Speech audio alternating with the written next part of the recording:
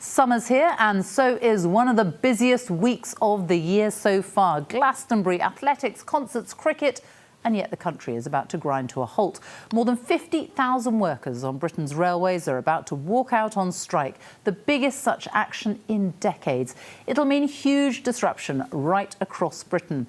The Prime Minister calls it reckless and wanton. The Rail Workers Union says it has no choice. Meanwhile, airlines are cutting back flights this summer. Fuel prices keep rising. Will anyone manage to escape this summer?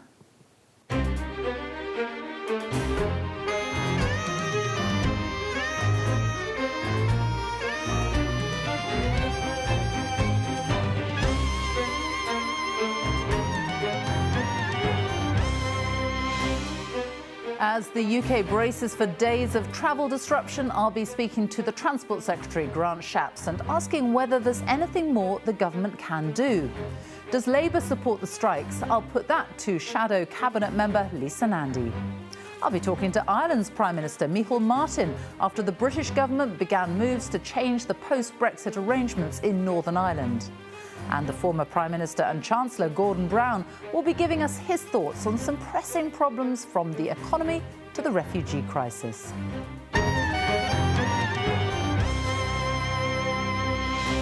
And reviewing the papers with me this morning is Alison Phillips, editor of the Daily Mirror, and Tom Newton Dunn, former political editor of The Sun, now presenting on TalkTV. We start, though, with the news with Ben Thompson. Sophie, thank you. Good morning. The Transport Secretary, Grant Shapps, has accused the country's biggest rail union of punishing millions of innocent people after it confirmed it will go ahead with a series of crippling strikes. Mr Shapps said the travelling public faced a week of misery because the Rail, Maritime and Transport Union had refused to call off their action. It's due to start on Tuesday. But the RMT said politicians had prevented progress in talks. Boris Johnson has warned that people should steel themselves for a long war in Ukraine, saying that Russia will not stop at dismembering the country. The Prime Minister's comments echoed those of NATO Secretary-General Jens Stoltenberg, who said the conflict could last for years and urged Western leaders to plan long-term support for Ukraine.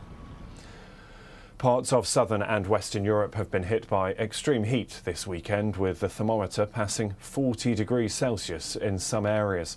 Temperatures in both France and Spain have broken records under a wave of hot air that's moved north from Africa. Scientists say global warming makes extreme heat at this time of year more likely.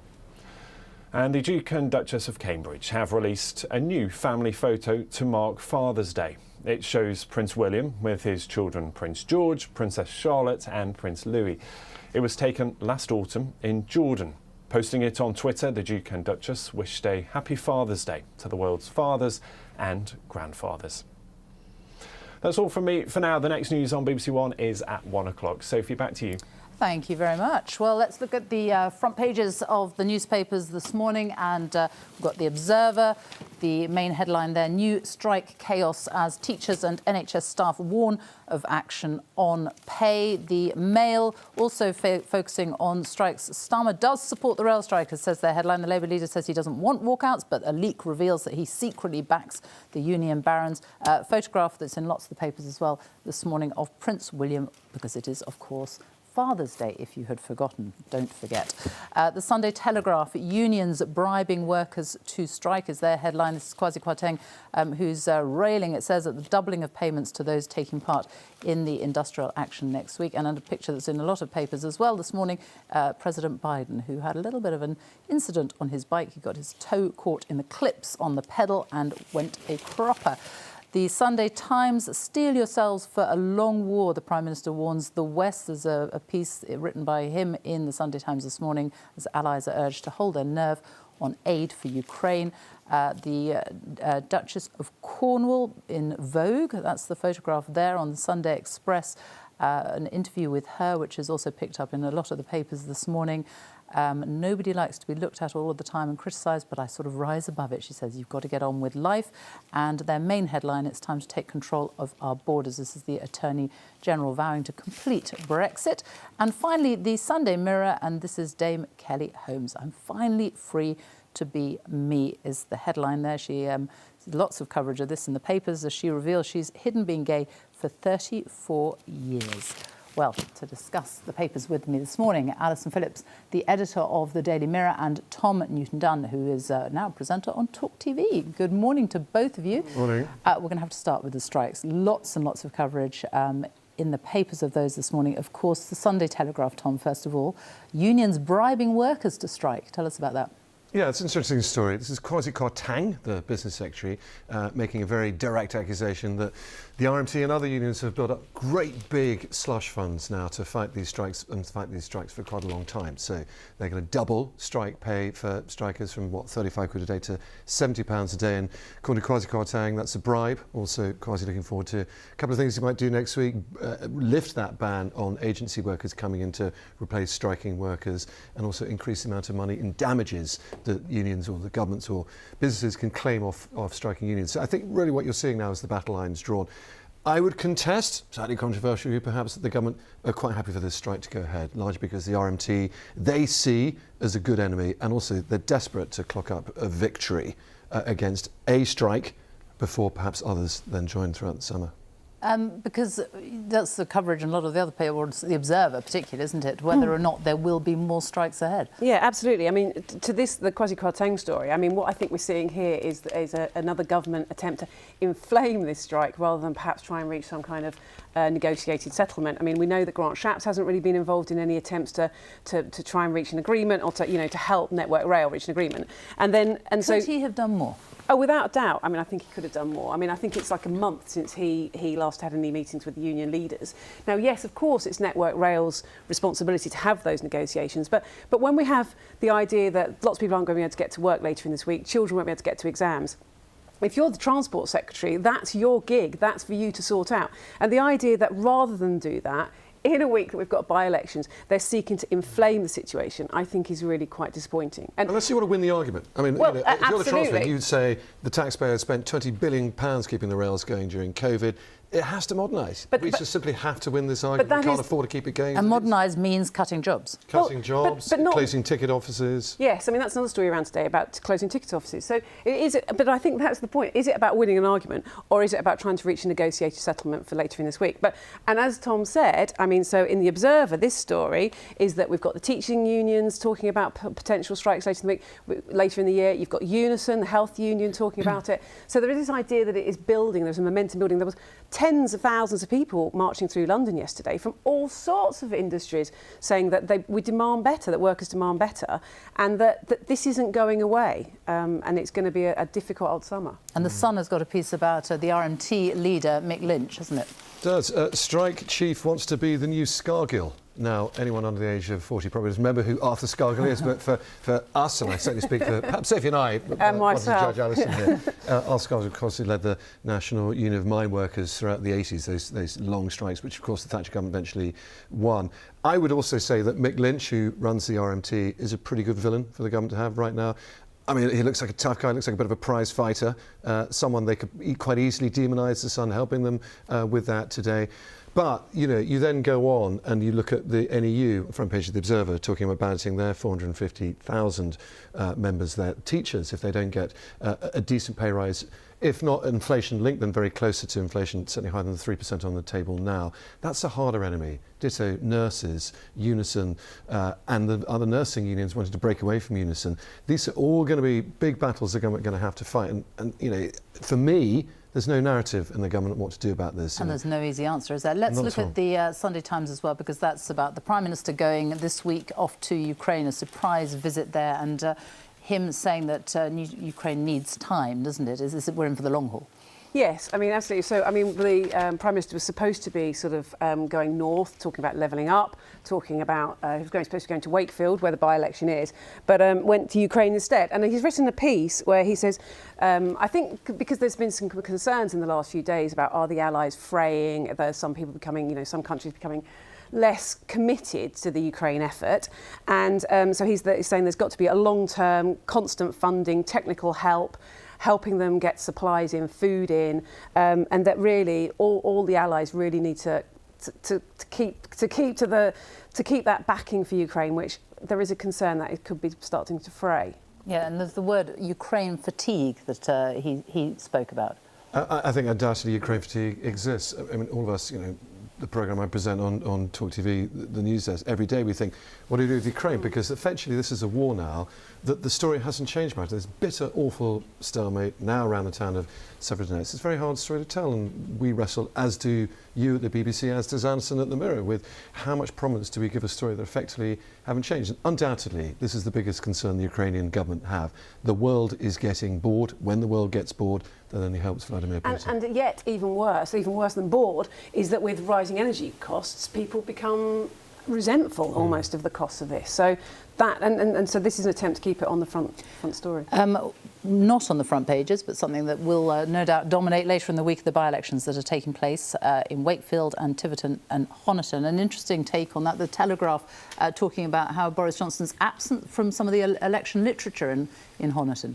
Who'd have thought it, taking the leader of your own party off your by-election leaflets? This is not a new thing. It's not even a new thing for mid-term prime ministers. But Tiverton and Wakefield, far smaller Tory majority, classic Labour seat. I don't think anyone would be surprised that went that's straight a sort back of 3,000 majority, isn't it? Whereas Honiton and Tiverton is more than 24,000. 24,200 and something. Could they lose that?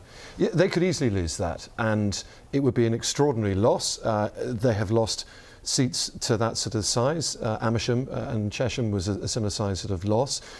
But this really, I think, talks into the Tory party's internal psychosis at the moment, which is this is not red wall seats slipping back to Labour. This is true blue heartlands going to the Lib Dems, the blue wall, if you like, and that worries Number 10. It is baked in, though. I think everybody expects the government to lose both by-elections, so the political ramifications as a result will probably be smaller than perhaps maybe they should Although be. the Express says that it's an acid test for the Prime Minister and it could bring his future into doubt again. Oh, without a doubt. I mean, so that was why everybody had initially thought that the confidence vote would be after the by-elections, but of course we had that before.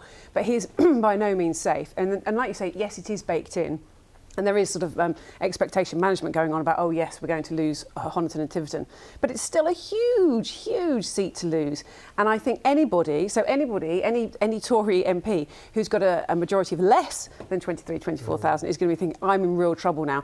And the one thing that Boris Johnson was always supposedly able to give them was a winning mindset and the ability to win anything. If he's no longer able to offer them the opportunity to win, what is he giving them? They won't even put him on the campaign leaflets. World leadership. That's what he suggests. Well, he's on the front page sometimes yeah. about Ukraine. At the time of the by-election, he's going to be halfway to Africa for the Commonwealth Heads of Government Summit. Then there's the G Summit over next weekend. So you can see how he's shaping the narrative. You can see why he's doing that. But in the middle of a cost of living crisis, how many people actually care? That's the issue. Yeah. They want him here leading on the issues that people are most concerned about. And talking of leadership, there's a piece in the Sunday Times about Keir Starmer. I think it's just on the inside of the Sunday Times there, isn't it? Saying that he is nervous and that he's also already talking about plans for succession in case he's found to have broken COVID. Yes, I mean, I don't think he's nervous in terms of that he thinks he's about to have to stand down, as he said he would if he was found to have broken the rules in Durham. I think it's more, the nervousness is more around that if he were to go, what would happen to the party? And I think this is very much about ensuring that anybody that was to replace him would sort of keep on a moderate route. And I think there's a line about it doesn't want it to return to the basket case, as I think it's referred to, as it was under Corbyn. But the people he's supposed to have spoken to are people like Wes Streeting, Lisa Nandy. Yes, I mean, all the people that have been sort of tipped to be in the frame were he to stand down. So I think it's more about that he wants the modifications that he's made to continue rather than to go backwards. It's a mighty strange thing to fly, though. I mean, that feels like it's a couple of the papers. It feels like it's actually been briefed by Labour High Command. I don't know that for sure. But it's an odd thing to put out there, prepare for my departure. It just makes you think, if he doesn't have to go, he's not forced to resign by Durham Police or by his own promise to voters, then is he now just becoming self-aware, perhaps, that he's not actually going to be the man who's going to win the next general election for the Labour Party? Finally, let's talk about Kelly Holmes on the front of the Mirror. There's a lot of coverage about this morning. Yeah, I mean, it's a fantastic story. So Dame Kelly Holmes, Olympic gold medal winner, came to the Sunday Mirror and said that she really wanted to tell this story about how she was gay, but she'd never felt able to be public about that. And I mean, we were saying that so for younger people now, being gay, being part of their identity, isn't something they would feel they necessarily need to come out about. But I think, Kelly Holmes is 52, it's a sort of different generation. I think it's just, there's something quite tragic that she's had to get to 52 before she felt she could publicly be gay. And there's another really sort of tragic line that she was in the army when she was younger, at a time when she would have been breaking all the rules. She'd have been kicked out of the army. And that's the reason she came to the Mirror with the story, because we've been fighting a campaign for recognition for gay people who've been in the armed services and were kicked out in the past. So it's a moment, really. Great scoop for the Mirror. Really powerful story, and an incredibly powerful interview with Kelly Holmes, one of our greatest ever Olympians, who talks for 30 years. She introduced her girlfriend to people as my PA. And the shame of having to do that is desperately embarrassing. Of course, it's Pride Month, so good on her. But I agree with you. I think it's amazing in the third decade of the 21st century that you have to come out in this way, and it's not any longer normal. And finally, there you are. That's that photograph on the front of the Sunday, the Telegraph, the Times. There you are, Prince William and his children. So, Tom, Alison, were you going home to a nice Father's Day breakfast now? Well, I hope so, because my one son is already a teenager now. There's zero chance of him being awake at 7 a.m. when I left this morning. So Happy Father's Day. Thank you very much. Very, very sweet of you. And thank you both very much for joining me this morning. Now, it's certainly got a little cooler yesterday. What happened to all that heat? Louise Lear is going to tell us. Hello, you're still looking very summery. I'm going to take cheer from that. It's not been a bad start, I tell you, Sophie, for some of us. Lots of sunshine out there. But yes, if you did have the heat, it was much more comfortable yesterday. And for many, I think that was probably come as welcome news. You can see where the best of the sunshine has been across eastern England and central England at the moment. A little bit of showery rain down to the south, a few scattered showers running down through the Cheshire Gap and a few into Scotland. And those are where we're likely to see those showers continue on and off through the day today. But in the sunshine, it'll be pleasant enough. But you've got to factor in the strength and the direction of the wind, a northwesterly. So that means on exposed north and west facing coast, it'll be that little bit cooler, 14 to 17 degrees. We might see temperatures peaking into the low 20s if we keep that sunshine coming through. Now, overnight tonight, that front down to the south will tend to linger, produce some thundery downpours potentially across the southwest and rather breezy with it as well. Clearer skies further north before we get another front pushing into the far northwest. So on Monday, a dry, settled, sunny start for many. Cloud and light patchy rain pushes into northwest Scotland and Northern Ireland. Top temperatures on Monday in the sunshine, a degree or so up on today. We might see highs of 22 or 23 degrees. And then the warmth is set to return. Not the extreme warmth that we had last week, but we will see temperatures in England and Wales back into the mid to high 20s. Sophie. Louise, thank you very much. Well, let's talk more now about this week's rail strikes. I'm joined by the Shadow Levelling Up Secretary, Lisa Nandy, who is in Coventry at Labour's local government conference. Good morning. Thank you very much for joining us. Good morning. If you worked on the railways, would you have voted to go on strike over pay and safety this week? Well, I don't work on the railways. I work in Parliament, and my job is to make sure that we actually resolve this, which is what politicians are meant to be doing. I don't want strikes to have to go ahead. None of us want strikes to have to go ahead. And I live in the north of England, Sophie. I know what it means when the railways grind to a halt, because we've had a decade of underfunding and bad management and broken promises. But that's why the government has got to get round the table with the train station staff, the ticket office staff, the cleaners, who just a couple of years ago Grant Shapps was calling true heroes, and sort this out, because they're the only ones who can. They took the negotiating mandate away from train operating companies in the pandemic. They haven't given it back. And it's no use saying to people, get round the table, if you've taken away the table. The biggest problem that this country faces right now is not militant workers, it's a militant government. But I want to know, though, if you think that the strikes are reasonable, and I'm asking you if you would have voted to go on strike this week over pay and safety. Your colleague, Wes Streeting, was able to answer that. Why can't you? Because I think it's unreasonable to put working people, whether they're trying to use the railways to go to work or they're trying to keep the railways running, especially those who came out day after day to do it in a pandemic, against one another, when the reality is everybody is losing. The problem isn't threatened strike action on the railways. The problem is a government that is on strike and not doing its job. In Wales, there are no strikes. Why? Because you have a Labour government. In England, we have strikes because we've got a Conservative government that since the beginning of March has has not lifted a finger to resolve this. They haven't met or engaged in the talks since the 8th of March. But that's simply not good enough. And I don't know how Grant Shapps has the brass neck to tour the TV studios when the buses aren't working, the airports are in chaos, the railways are about to grind to a halt. I'm going to talk to him. I'm going to talk to him. And tell people it's somebody else's fault. What I want to know is, are you, Labour, for or against these strikes? Are these strikes reasonable?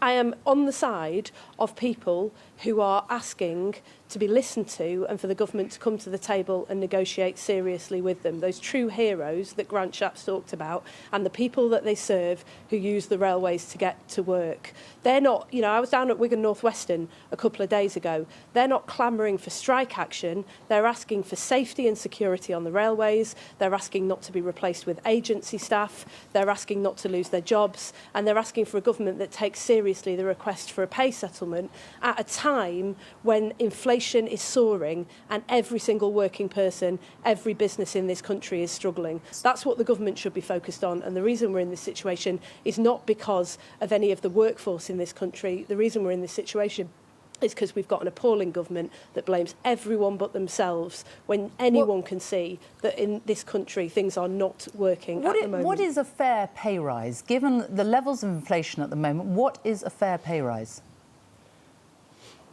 Well, first of all, it's a collective bargaining process. No, but I'm talking about a figure. I'm just talking about with what. Let me ask you just a figure, though. I mean, No, but the RMT are asking for 11%. They want to match inflation. What is a fair pay rise? Is it 3%? Is it 5%? Or should RMT workers be getting 11%? Well, I'm not going to undermine a collective bargaining process. We have these processes for a reason. It's because time after time over the last century, when employers and workers have come together, they've been able to reach an agreement about what is fair and affordable and what helps people to make ends meet. At the moment, the problem we've got is that the government isn't prepared to do that. Part of the reason we've got problems on the railways at the moment is because they've sacked a lot of the staff and they're running on an overtime model, which means that when people aren't at work, the trains simply aren't running. I'm asking you what That's why they've got to get around the table and start negotiating with people. And I'm asking you what a fair pay rise. Yeah, but I'm not going to preempt But I'm not going to preempt a collective bargaining process because otherwise you undermine the ability to reach an agreement that is affordable and is also fair to the people who run our public and private services. That happens in the private sector, it happens in the public sector. It's a long-standing principle that the employer, and in this case the government, who's taken that negotiating mandate back from the train operating companies, has to come to the table, sit down and reach an agreement, not just about pay, but also about the very real security concerns that frontline workers have been raising about our railways, including removing guards from the train over the last few years. And the fact that they won't is, frankly, the reason that we're in this situation. Can I ask you, have you spoken to Keir Starmer about succession plans in case he is fined over COVID rules and has to step down? No, this is absolute nonsense. I've seen Keir Starmer twice in the last couple of days, once to try and work out how we're going to get the government to use this last 48 hours to lift a finger to resolve the crisis on the railways. So you've had no conversations with him at all about succession? And secondly, about local government funding, which is causing real problems. I've had no conversation with Keir Starmer about succession because after 12 dark, divisive years where the government is briefing out, even this week, that there are wedgish, they've had a good week, they're calling it wedge week because they're pitting workers against one another, we've got to get rid of this Tory government. This is the thing that's holding the country back, and we're determined that we're going to be not just an opposition but an alternative. There's been a lot of focus this week, hasn't there, on Keir Starmer and his personality. Some of your shadow cabinet colleagues quoted as saying that he's boring people to death. Can a boring man become the Prime Minister of the UK? I don't think it's boring to want to abide by the rules that you set.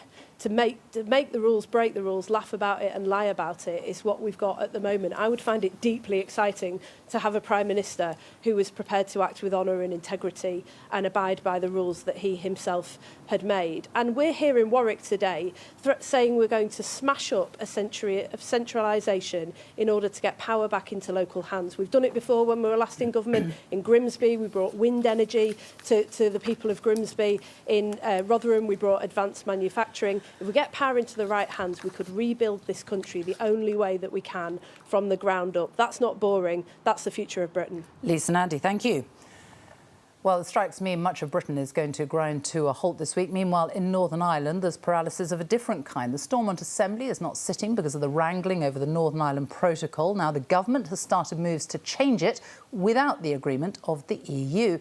The European Commission says the UK is breaking international law and has started legal action. There's even talk of a trade war. But the Prime Minister says the protocol needs fixing to get Northern Ireland's government up and running again. What it does is it creates unnecessary barriers on trade east-west. What we can do is fix that. It's not a big deal. We can fix it in such a way as to remove those bureaucratic barriers, but without putting up barriers on trade moving north-south in the island of Ireland as well. Boris Johnson earlier this week. Well, Ireland's Prime Minister, the Taoiseach, Micheál Martin, joins me now from Cork. Good morning. Good morning. Now, the UK is suggesting red and green lanes to remove costs and paperwork on goods moving within the UK, but preserving full checks on goods entering the EU via Northern Ireland. What is wrong with that idea? Well, first of all, the unilateral decision of the British government to bring in legislation to undermine or to give the power to undermine almost all aspects of the protocol is not acceptable. It represents unilateralism of the worst kind in terms of honouring and adhering to international agreements that governments adhere to and sign up to and ratify in their parliaments. We accept fully there are legitimate issues around the operation of the protocol, and we believe with serious sustained negotiations between the European Union and the United Kingdom government, those issues could be resolved.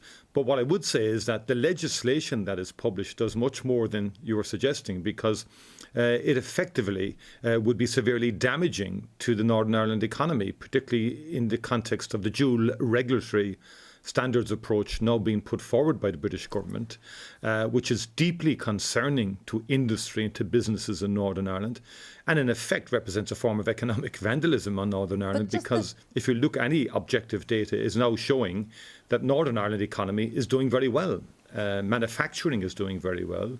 The dairy industry, the meat industry, the food industry generally, and agriculture is doing very well. There are certain areas where we can improve the protocol, and we should continue to do that. What, though, I mean, on the specifics, the details, why would that plan that the UK government is putting forward not work? Because it is not that far away from the ideas that the EU came up with about trusted partners and fast-track lanes. It's not that far away. What is wrong with the UK's plan? That specific issue that you reference in terms of goods going to the Northern Ireland from the UK, that specific proposal is one which the European Union is ready to negotiate with and on with the United Kingdom government. But the European Union is waiting for the United Kingdom to get engaged in substantive negotiations. Ultimately, that's the only way this can be resolved, is through substantive negotiations between the European Union and the United Kingdom government. And in our view, issues of the kind that you have referenced can, of course, be dealt with and negotiated. But of course, the legislation introduced last week and published last week is far wider than that, and is very, very worrying in terms of the actual damage it could do to key sectors of the Northern Ireland economy that has been doing quite well under the protocol. And I feel that story about the sectors of the Northern Ireland economy that are currently doing well is not being articulated enough within the United Kingdom. And I would urge people in the British government to talk in more detail with Northern Ireland business, with the Brexit Business Working Group, the people in manufacturing and different sectors of the economy. The EU Vice President, Maros Sefcovic, says that if the UK passes this bill that it started, is putting in process now, then Northern Ireland is going to lose access to the single market. Is he right? Well, if this bill is enacted, I think we're into a very serious situation. But of course, would it lose access to the single market, though? No one in the island of no one in Northern Ireland and no one in the island of Ireland wants Northern Ireland to lose access to the EU market. Is that what would happen? And I think that's one consistent thread. Well, I think if we have a complete unilateral reneging on an international agreement that the United Kingdom government itself signed up to and recommended ratification to its parliament, which its parliament subsequently did, then of course we're in a very serious situation. But we want to avoid that. Nobody wants a trade war in any shape or form. We want this resolved. We believe it can be resolved with goodwill. And I've met all of the political parties in Northern Ireland. I've met with industry in Northern Ireland. We believe we know where there's a landing zone to resolve issues around the operation of the protocol, to give Northern Ireland the best chance in terms of access, obviously, to the European Union market and the UK market, of course. And that would position Northern Ireland well in terms of inward investment in companies like Almac, a global biopharma, now adding 1,000 jobs because of the Almac advantage, which is the protocol. Indigenous companies like Dale Farm, Wrightbus, for example, winning a major contract with Cologne in terms of hydrogen buses, and with the Republic also in terms of the future. I think there are great opportunities here for business and jobs in Northern Ireland, which needs to be acknowledged now. You've talked about the legality. Hasn't been to date. You've talked about the legality of this, and you say that it is illegal what the government is doing, acting unilaterally. Article 16 of the protocol does allow for unilateral measures, doesn't it, if there are serious economic, societal harms or a diversion of trade. And that is what is happening in Northern Ireland at the moment, isn't it? Stormont is not sitting. The government there is paralysed. Well, first of all, there's no economic harm happening that would justify the invocation of Article 16 or indeed the legislation that is being contemplated or has been published. I mean, the obvious thing to do is to get into negotiations. The European Union has proven its flexibility, produced proposals last October, which you have said yourself contain a basis to reach a resolution with the British government. But what now needs to happen is really substantive negotiations between the British government and the European Union. Maroš Šefčovič is a very flexible person. He has pushed the boat out significantly. He wants a resolution. President von der Leyen wants a resolution. President of the Council, Charles Michel, wants a resolution. The British government is saying, the Prime Minister is saying, he wants a negotiated settlement, preferably. Well, then let's get down to it. Let's get involved in discussions. Unilateralism has never worked in the context of the Good Friday Agreement. You say how flexible the EU is being, but at the moment the actual protocol hasn't been fully implemented, has it? And businesses in Northern Ireland don't want it to be fully implemented. The European Commission says it has to be fully implemented. That's not flexible, is it? Well, I think the European Union has been flexible already. You've just said yourself that aspects of it haven't even been implemented, given the fact that the European Union has been flexible and has wanted to create an environment to get into serious negotiations. And business doesn't want it to be implemented. But I would have to contest the assertion. Well, hold on. I mean, who are you talking to in business? I would invite you to talk to the manufacturing sector in Northern Ireland. I would invite you to talk to the food industry in Northern Ireland. Well, the Northern Ireland Business Brexit Working sector Group in general. The Northern Ireland Business Brexit Working Group says we've always been clear that full implementation of obligations under the protocol was going to present great challenges. I have met that Brexit Business Working Group. They are very, very concerned with this legislation because it is damaging and would be damaging if implemented to key sectors of the Northern Ireland economy. And there really is an obligation on the Foreign Secretary and the British government to engage with that group. And I've said that they should be involved in the nuts and bolts of any resolution of this. We agree with them, with that group, in terms of issues that do arise from the protocol. We've always acknowledged that. We believe there are issues around the operation of the protocol that affect a small minority of business in Northern Ireland. We should resolve those. There's a way to resolving those. We are open as part of the European Union to resolving those. But do not underestimate the damaging impact of this legislation on sectors of the Northern Irish economy that has been doing very well. I mean, manufacturing at the moment has had its best year in 19 years. 19 years, it's had its best year this year. And people are trying to suggest that somehow the protocol has been damaging.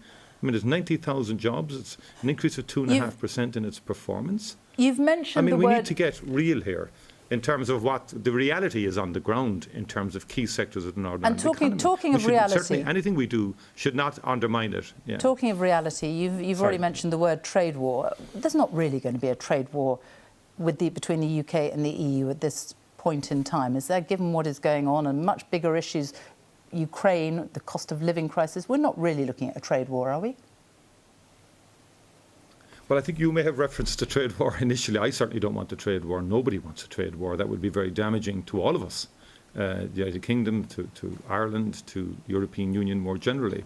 And as you say, there are far more significant issues in terms of the war on Ukraine, which is deeply damaging and horrific, brutal war. And I pay tribute to the United Kingdom government for the role that it has played in supporting the Ukrainian government. And the European Union, the United Kingdom, the United States, all of the democratic world need to be aligned on the fundamentals of maintaining a multilateral rules-based order. And that's essentially is what is at stake in terms of the war in Ukraine. And that is why we are saying consistently that the issue around the operation of the protocol, and there are issues, and I've said this to the unionist politicians, I've met unionist political parties, there's a way of resolving those.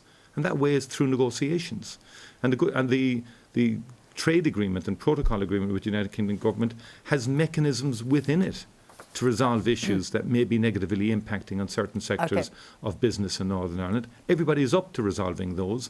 That's the obvious way forward. OK, Micheál Martin, thank you very much for joining us this morning.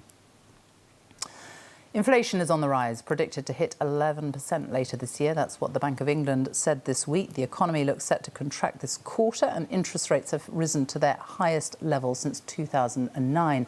Back then, Gordon Brown was Prime Minister and dealing with the aftermath of the global financial crash. What does he make of the current situation today? He joins me now from Fife. Good morning. Good morning. So the Bank of England's saying that inflation is going to reach 11%. Do you think it could go even higher? It's going to be high, and Britain's going to have some of the worst inflation.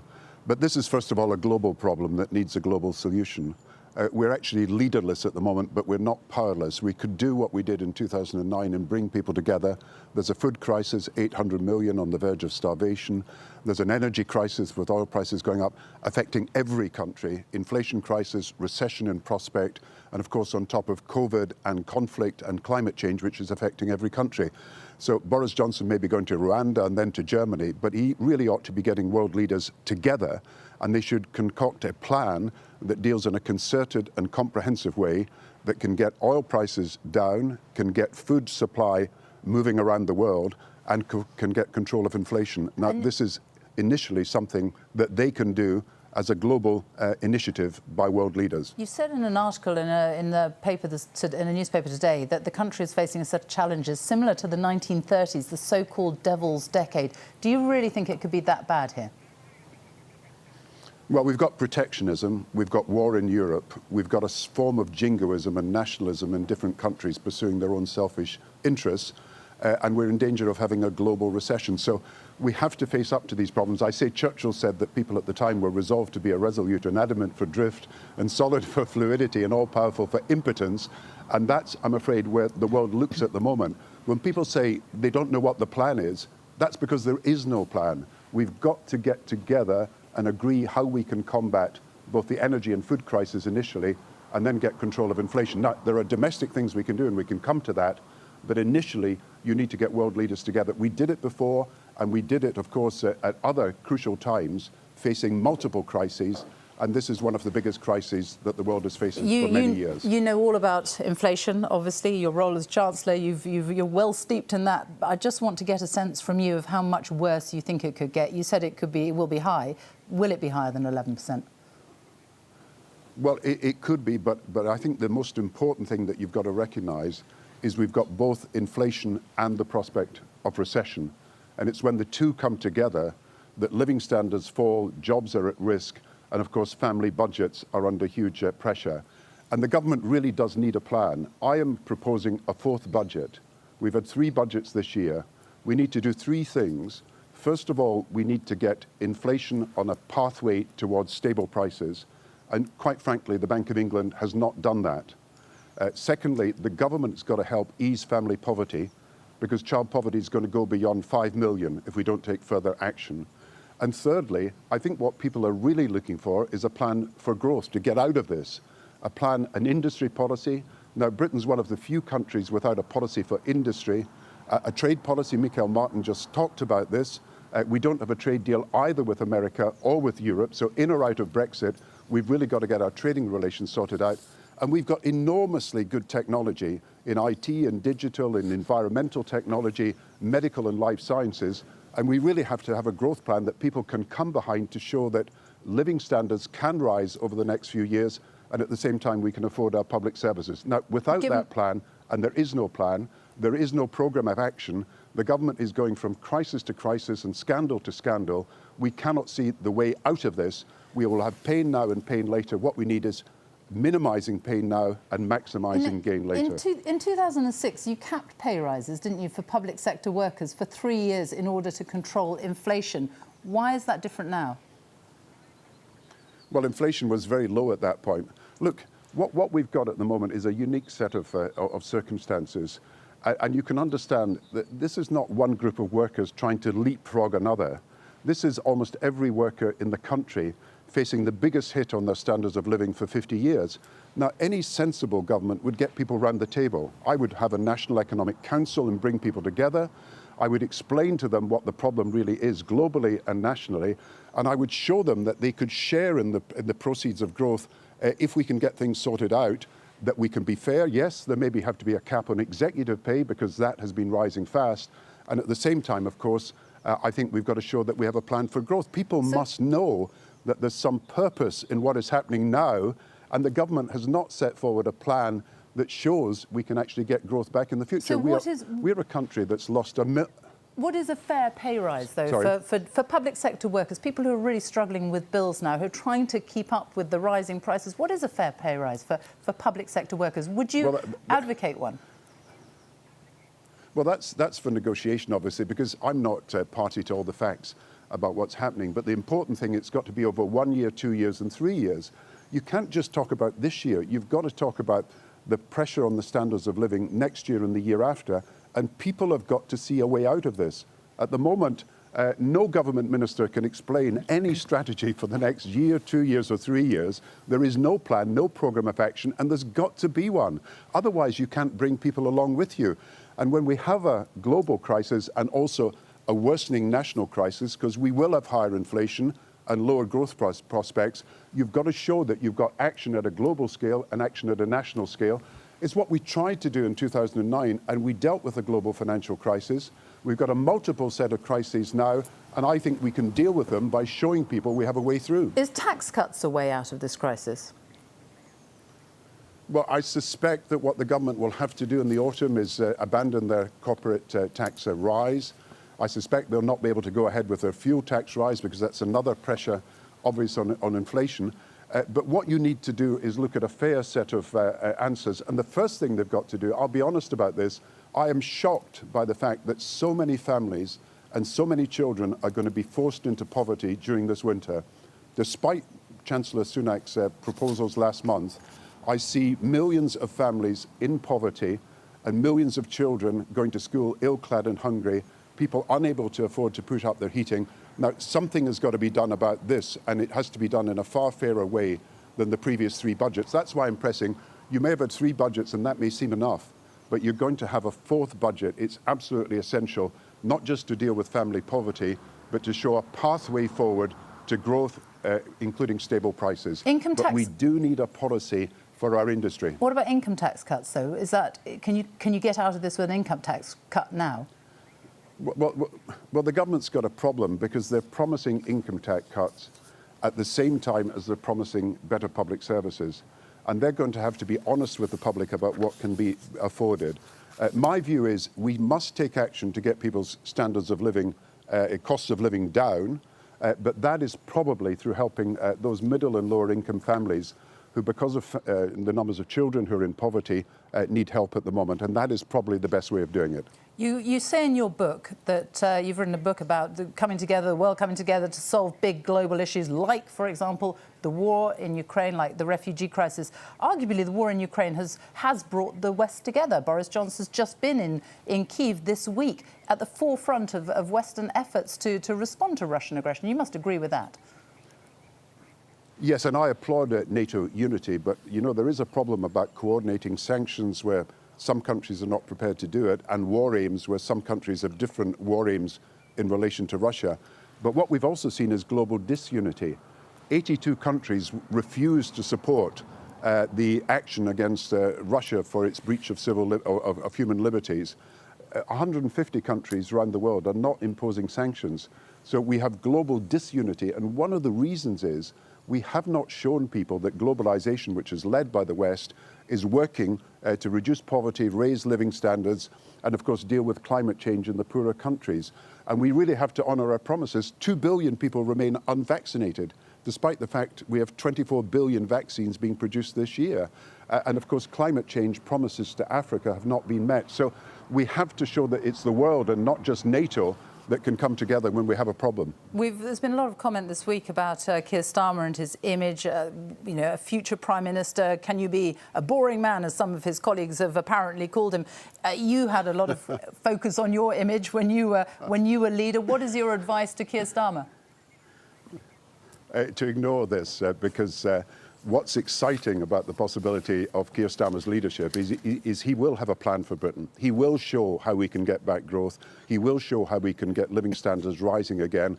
And he will show how we can have a fairer society that deals with problems like climate change. So I don't think politicians need to be making outrageous statements, like, in fact, Grant Shapps, who you're about to interview, has been today inciting people. I think politicians have got a role to get people around the table, to get people talking, explaining what's happening and getting answers. Now, Keir Starmer was the Director of Public Prosecutions. He's been a great public servant over many years, and I think he'll make a great Prime Minister. Gordon Brown, thank you very much for joining us this morning.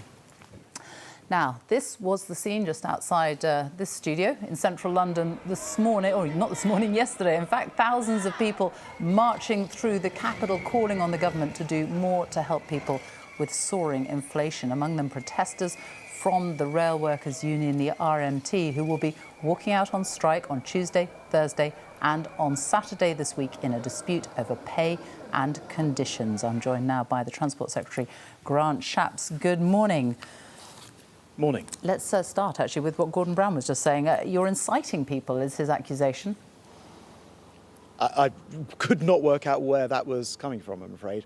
I'm a very moderate person. I don't believe we need mass strikes in this country. I certainly think people should be able to get to work next week, be able to go and do their GCSEs and A-levels like my daughter needs to do, to be able to get to hospital appointments which have been delayed possibly because of coronavirus. And the strike is the last thing we need. It's jumping the gun. It's unnecessary. Talks are still ongoing. The ballot took place before the talks on pay had even started. It just seems the union is determined to go out on strike, the RMT, come what may. And I think it's a very sad situation. I call on them to reconsider. His point, though, was that you should be getting people around the table. You should be doing more in these talks.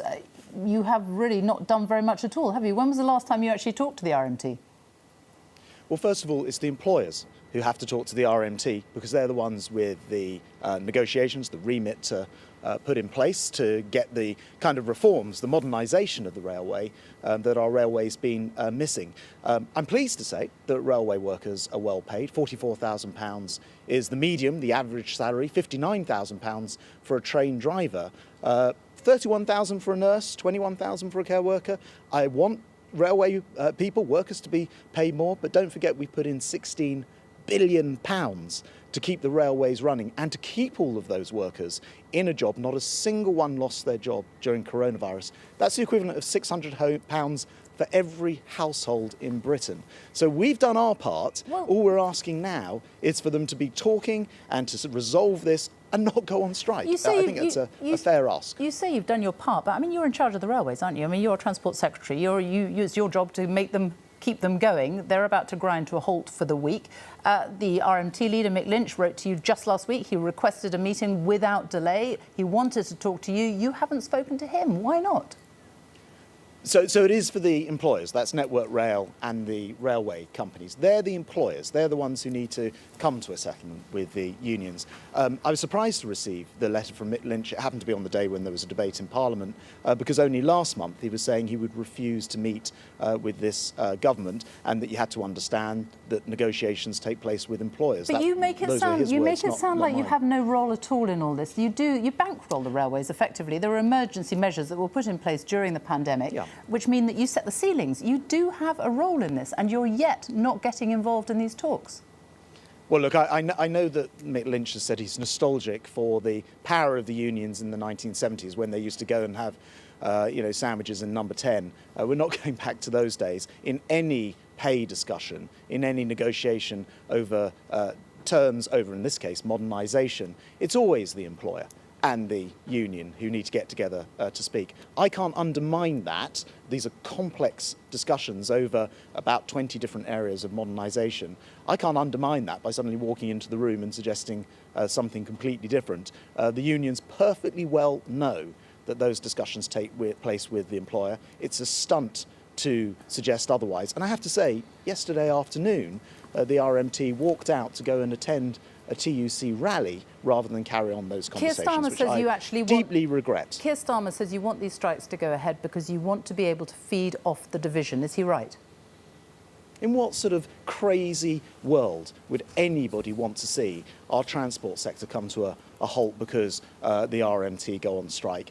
That's the first comment that Keir Starmer's made on this whole strike in 11 days, and we discovered today, in fact, that although he wouldn't say anything in Parliament, he wouldn't confirm whether he would condemn the strikes or not, it transpires that he was behind the scenes encouraging the unions to go on strike. That is not leadership from Keir Starmer.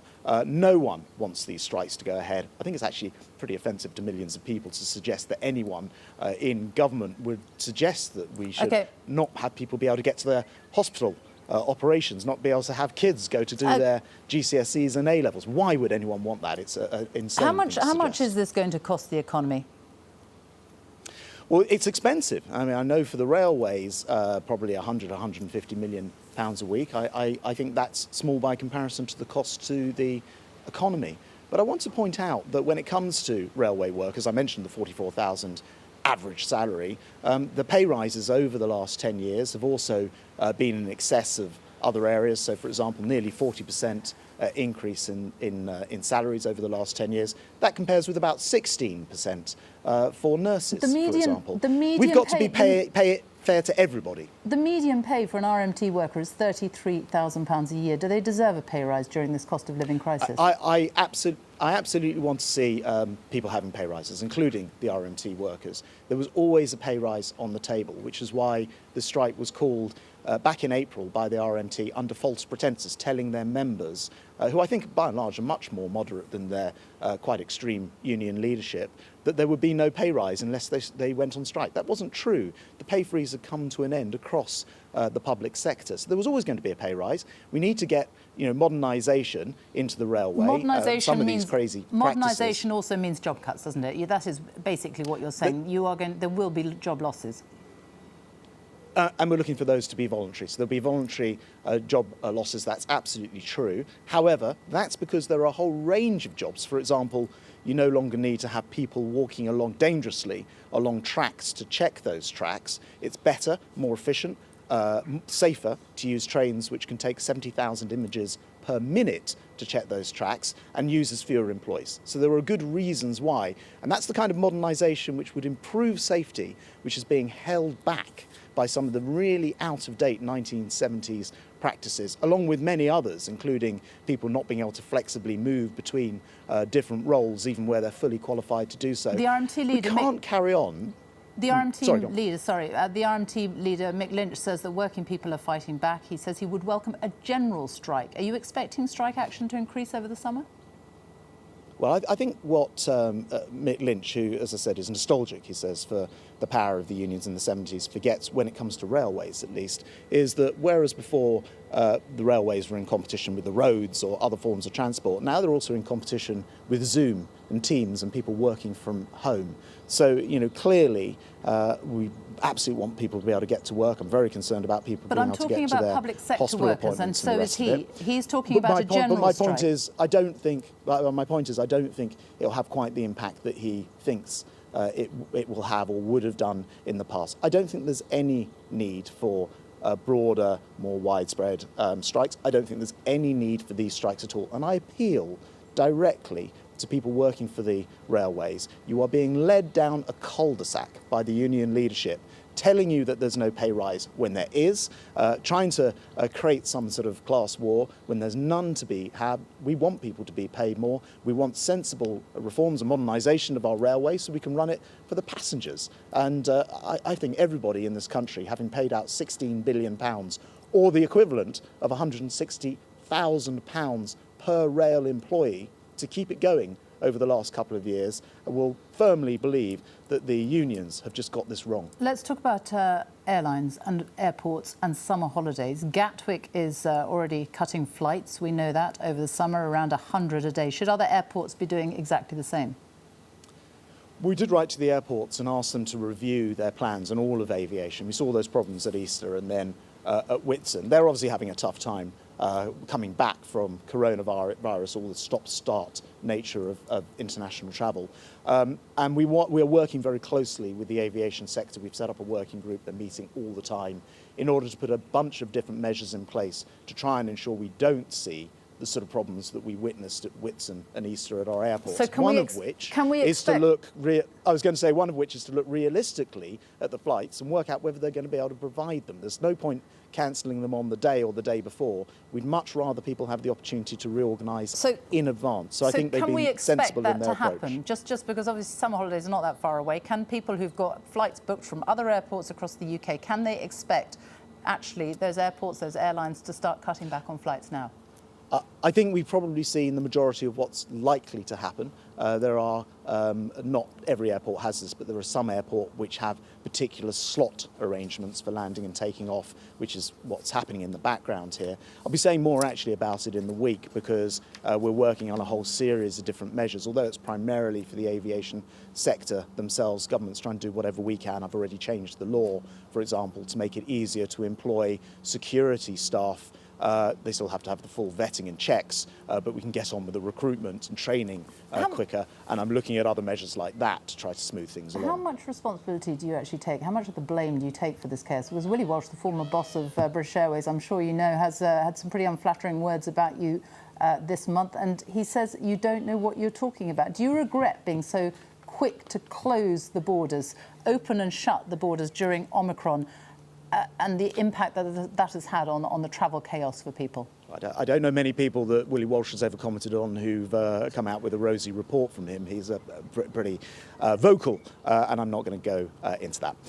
What I can say is that I think that during the lockdown, obviously we were learning about coronavirus as we went along. There was no manual, there was no textbook for how you deal with these things, and we did the best that we could. I think looking back on it, to be fair, knowing what we know now about coronavirus, the way it works, the way that vaccines interact with it, I think there are things that we would do differently. And I've already said, if we have a repeat, we'll look to go for minimalising as far as possible the disruption. Of course, we don't know what the future will throw at us. But look, we were doing the best that we can. I recognise that aviation is in a was in a difficult position. I have already said, and I'd say it again, that clearly they cut too far. It's a statement of the obvious when it comes to employees.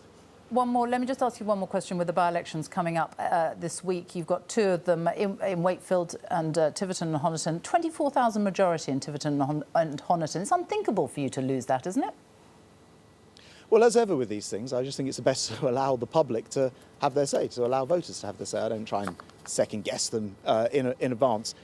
Having said that, by-elections are by-elections. We've seen them throughout time immemorial. Often they're not actually particularly reflective of anything that happens at the following subsequent general elections. But I make no prediction at all about this. Well, why don't we leave it to the voters to have their say? We will leave it on that note. Grant Shapps, thank you very much for joining us this morning. And that is it from us. We will see you again next week. Goodbye.